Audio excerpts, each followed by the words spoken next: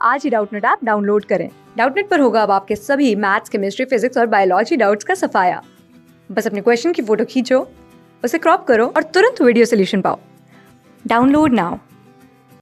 Good morning students. तो आज का हमारा क्वेश्चन क्या है, explain what happens when the load on a metal wire, एक मेटल वायर के ऊपर कुछ लोड है, अगर हम उसको एक रिजिड सपोर्ट से जो है सस्पेंड कर दें और हम उसको जो लोड को है इंक्रीज करते जाएं। ठीक है, illustrate your answer with a suitable stress strain graph. तो देखो हम लोग समझते हैं क्वेश्चन ने क्या बोला है कि मान लो एक सीलिंग एक रिजिड सपोर्ट है, इससे मैंने एक मेटल वायर को इसे सस्पेंड किया हुआ है और इसमें ना यह मान लो यहाँ पे एक स्पेस है, पैन है, और इस पैन के ऊपर मैं वेट्स रख रहा हूँ। ठीक है, तो ये जो लोड है ना ये मैं इंक्रीज करता जा रहा हूँ। ठीक है, यहाँ जो लोड यानी कि एम है इसको मैं बढ़ा रहा हूँ, तो क्या इम्पैक्ट पड़ेगा। ठीक है, अब देखने की कोशिश करते हैं इस चीज़ को एक स्ट्रेस स्ट्रेन ग्राफ के थ्रू। तो हम लोग एक काम करते हैं, एक स्ट्रेस वर्सेस स्ट्रेन ग्राफ तैयार कर लेते हैं। तो ठीक है, तो हम लोग यहाँ प्लॉट करेंगे स्ट्रेस और यहाँ प्लॉट करेंगे स्ट्रेन। ठीक है, स्ट्रेस हमारे पास क्या होता है, फोर्स अपॉन एरिया, राइट। तो जो भी इस क्रॉस सेक्शन जिसका जितना भी क्रॉस सेक्शन एरिया होगा वो यहाँ पे, और फोर्स यानी कि mg जो इसके ऊपर लग रहा है। अगर मैं फोर्स इंक्रीज कर रहा हूँ तो रिस्टोरिंग फोर्स भी इंक्रीज होगा, मतलब इसमें जो इसके इंटरनल मॉलिक्यूल्स खींच रहे होंगे इसको अपनी पोजीशन में रखने के लिए, उनकी ताकत ज़्यादा लगानी पड़ेगी ना, क्योंकि नीचे से अगर आप ज़्यादा तेज़ खींचोगे तो इसके जो मॉलिक्यूल्स हैं उनको भी ज़्यादा ताकत लगानी पड़ेगी इसको शेप में रखने के लिए। तो बेसिकली स्ट्रेस आप बढ़ा रहे हो। ठीक है, और स्ट्रेन यानी कि कितना चेंज आ रहा है, डेल्टा एल बाई एल क्या होता है, स्ट्रेन होता है आपका, right. Delta L by L मतलब कितना लेंथ में चेंज आ रहा है अपॉन इसकी ओरिजिनल लेंथ। ठीक है, अगर मैं इन दोनों में एक रिलेशन पता करने की कोशिश करूं, जब मैं एम को बढ़ा रहा हूँ, एम को बढ़ा रहा हूँ मतलब बेसिकली मैं फोर्स को बढ़ा रहा हूँ, मतलब स्ट्रेस बढ़ रहा होगा, राइट, क्योंकि ये तो कांस्टेंट है। तो जब मैं ऐसा कर रहा हूँ तो ये दोनों ना एक स्ट्रेट लाइन कर्व फॉलो करते हैं। तो जब तक ये एक स्ट्रेट लाइन कर्व रहते हैं ना, तब तक हम बोलते हैं कि ये जो है ये हुक्स लॉ को ओबे कर रहे हैं। हुक्स लॉ क्या बोलता है, स्ट्रेस और स्ट्रेन प्रोपोर्शनल है, जितना स्ट्रेस बढ़ाते जाओगे उतना स्ट्रेन बढ़ेगा। और देख भी सकते हो स्ट्रेस बढ़ता जा रहा है, स्ट्रेन बढ़ता जा रहा है, राइट।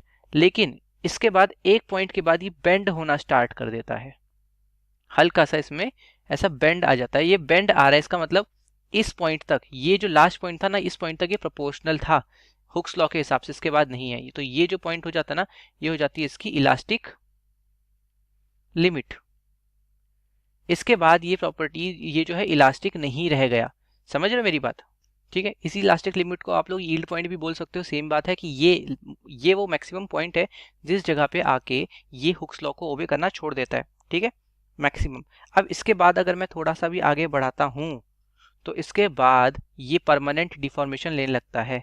इसका मतलब अगर मैंने यहाँ पे लाने के बाद स्ट्रेस लगाना छोड़ भी दिया, स्ट्रेस जीरो भी कर दिया, तो भी इसमें एक परमानेंट स्ट्रेन आ चुका है, यानी कि ये परमानेंटली डैमेज हो गया, ये बोल सकते हो।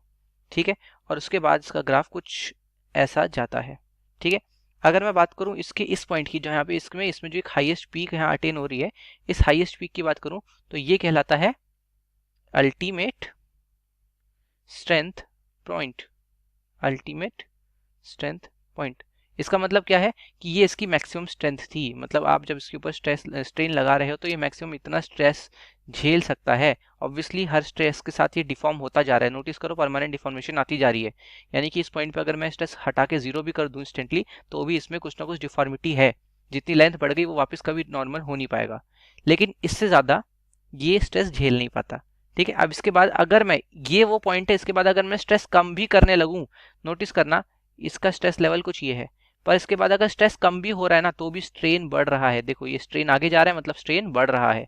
ठीक है, तो इस पॉइंट के बाद स्ट्रेस कम करने पे भी स्ट्रेन बढ़ता है। ठीक है, इतना समझ आ गया।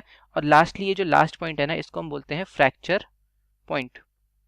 फ्रैक्चर पॉइंट मतलब ये इसकी टोटल लिमिट थी, अगर आपने इससे ज्यादा खींचा तो ये टूट जाएगा, ये वायर टूट जाएगा, इससे ज्यादा वेट नहीं उठा सकता ये। तो आई होप ये क्वेश्चन अब सबको समझ में आ गया होगा। क्लास 6 से 12 से लेके नीट, IIT JEE मेंस और एडवांस के लेवल तक 10 मिलियन से ज्यादा स्टूडेंट्स का भरोसा। आज ही डाउनलोड करें डाउटनेट ऐप या व्हाट्सएप कीजिए अपने डाउट्स 8400 400 400 पर।